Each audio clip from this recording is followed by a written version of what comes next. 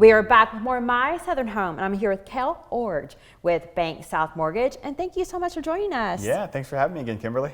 So I'm really excited about this segment because we're going to talk myths when it comes to home loans, and the first one is VA, which is close to my heart. So what are some of the things that are common misconceptions when it comes to VA loans? It's a wonderful question. I love myths. Everybody has a computer, everybody has a phone, so it's easy to kind of go down those wormholes and get information that maybe is not accurate or up to date, right? So for VA specifically, wonderful program. BankSouth, like you, right? We have a soft spot in our hearts for our veterans. They do so much for us, so they deserve a great experience. So VA home loans, there was a time where you had conforming loan limits set by Fannie Mae. And if a veteran had the means to purchase a home above that loan amount, then they had to bring a certain percentage of every dollar above that conforming loan amount as a down payment, even though it's oftentimes advertised as 0% down.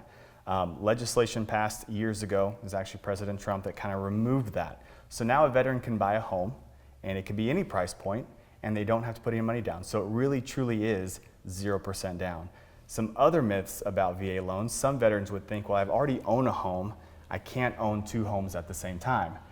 Now it's getting kind of complicated when you talk about can you or can't you. The answer is maybe, right? So that's why you've got to get with the mortgage lender. There are certain documents that the VA produces. One of them is called a certificate of eligibility, which will tell a lender if they already have a VA loan, how much eligibility do I have left, and could I purchase another home?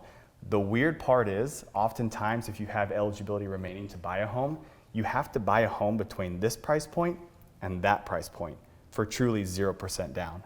So it's very complicated. You got to get with a professional that can walk you through that process. But I have had several veterans in the past that have purchased already owning a VA home loan and using their entitlement again to purchase another home. It's awesome. Some other things you may think that if I'm a younger man and I want to buy a home and I need a co-signer, well, my dad's a veteran, so I could use a VA loan. I could use his entitlement to co-sign with me and I could get a VA loan, and you can't. Of course, they're only for veterans and spouses, and sometimes surviving spouses, you can get it there. So that's kind of the tip of the iceberg in terms of what are the myths about a VA loan. Again, it's just very important to get with a professional that can walk you down that aisle.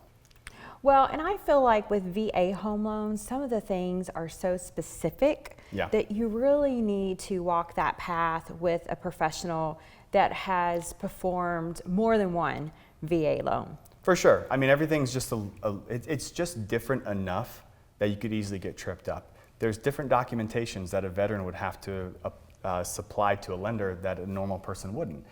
The appraisal process is different. It goes directly through the VA. There are code names like Tidewater and things like that, and you're like, what is this?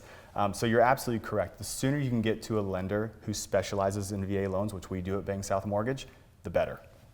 So another myth out there, and this kind of ties in to VA loans a little bit, is that people think that they have to have X amount of dollars for a down payment or a certain percentage, and there's ways to walk around that. Absolutely.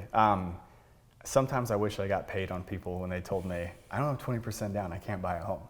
You don't have to anymore, right? We all know that the three main types of financing is going to be FHA, conventional, and VA, right? All of them have different parameters in terms of down payment. Now, could you put more down? Of course you can, right? Of course you can, but just because you don't have 20% down doesn't mean you can't buy a home.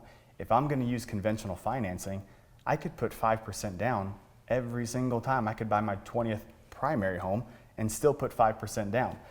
There are different aspects to determine why one down payment makes more sense than another. Obviously, how much money you have is a big compensating factor of that. But really, it's just you want to make financial sense, right? So people who want to say, even for the folks who they may sell a home, in today's market, you've got more equity in properties than you've ever had. The thought is, well, I'm going to make $200,000 on the sale of my home. I'm going to take that money and put it right back down on the next house and buy that home. Maybe that's a smart play. Maybe it's not the best play. So again, I'm a parrot here. Always get with your lender and run through different scenarios and let them put forth a plan that makes the most sense. But you do not need 20% down to buy a home. Well, and that's a good point, especially if someone has equity. Yeah. Equity plays a big role in being able to expand your wealth when it comes to real estate. It really can. And that's part of the process that I particularly love. I never thought I would say that because I'm just a baseball player my whole life, right? Kind of turned loan officer. But I love looking at the full financial picture. How do you set somebody up for success, not just to close on a home, right? That's goal number one. Goal number two is 5, 10, 15 years down the road, they're still enjoying a certain level of financial success, right? And the home isn't a point of stress for that person. So if you're gonna have a lot of money, more than most of us will ever get when we sell a home, how do you use each dollar to its maximum capability to put you in a really good position? Just putting it down on the home as a down payment oftentimes isn't the best answer. It's because the return on each dollar isn't really great, right? You want ROI, return on the investment. If you're gonna invest money, you want a great return. Putting money down on a home doesn't necessarily mean that my mortgage payment is now gonna be thousands of dollars less, or hundreds of dollars less, I should say. So, could you pay off debt? Could you pay off a couple things of debt, right? Could you eliminate that? Oftentimes that's a great play, and a lot of people take advantage of that. Well, we talked about a couple different things here, and it seems like to me that the best thing for someone, whether they're purchasing investment property, their first home, or they're right sizing for their family, you're the first stop. Absolutely. It just makes the process so much easier, and it sets a good expectation. Well, thank you so much for joining us today. We really appreciate it. Thanks for having me. We'll be back with more of My Southern Home in just a moment.